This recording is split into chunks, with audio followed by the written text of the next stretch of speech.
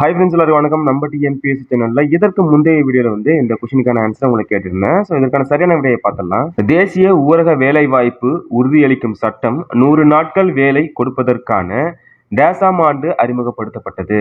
சரியான விடை 2006. Option C சரியான விடை. அடுத்த கவனிச்சு பாருங்க. சென்னையில் முதல் அச்சுக்கூடம் எந்த ஆண்டு அமைக்கப்பட்டது? சரியான விடை 1711. சென்னையில் முதல் அச்சுக்கூடம் 1711ஆம் ஆண்டு அமைக்கப்பட்டது. அடுத்த கொஸ்டின் பாருங்க. நகர்பாலிக் சட்டம் என அறியப்படும் சட்ட திருத்தம் எது? நகர்பாலிக் சட்டம் அப்படின்னா என்னதுன்னா உள்ளாட்சி அமைப்புகளுக்கான சட்டம் ஆகும். இது 74வது சட்ட திருத்தம். ஆப்ஷன் சி சரியான விடை. அடுத்த வினா, அரசியலமைப்பு சீர்திருத்தம் குறித்து வெள்ளை அறிக்கை வெளியிடப்பட்ட ஆண்டு? சரியான விடை 1933. அரசியலமைப்பு சீர்திருத்தம் குறித்து வெள்ளை அறிக்கை வெளியிடப்பட்ட ஆண்டு 1933. அடுத்த கேள்வியை பாருங்க.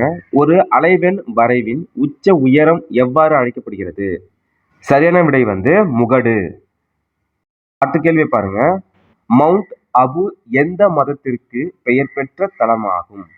சரியான விடை சமண மதம். அடுத்ததா உங்களுக்கான ஒரு வினா, பாலாறு ஆற்றின் துணையாறு டேஸ் ஆகும். இதற்கு சரியான விடை உங்களுக்கு தெரிஞ்சுன்னா இந்த வீடியோ கமெண்ட் பாக்ஸ்ல கமெண்ட் பண்ணுங்க. அடுத்த வீடியோல இந்த கொஸ்டினுக்கான ஆன்சரை அப்டேட் பண்றேன். இந்த காணொலி பதிவு கண்டிப்பா உங்களுக்கு பயனுள்ளதா இருக்கும்னு நினைக்கிறேன். நம்ம டிஎன்பிஎஸ்சி சேனலை சப்ஸ்கிரைப் பண்ணாதவங்க சப்ஸ்கிரைப் பண்ணி வச்சுங்க. கண்டிப்பா உங்களுக்கு பயனுள்ளதா இருக்கும். Okay friends, thank you so much for வாட்சிங் அண்ட் ஆல் தி பெஸ்ட்.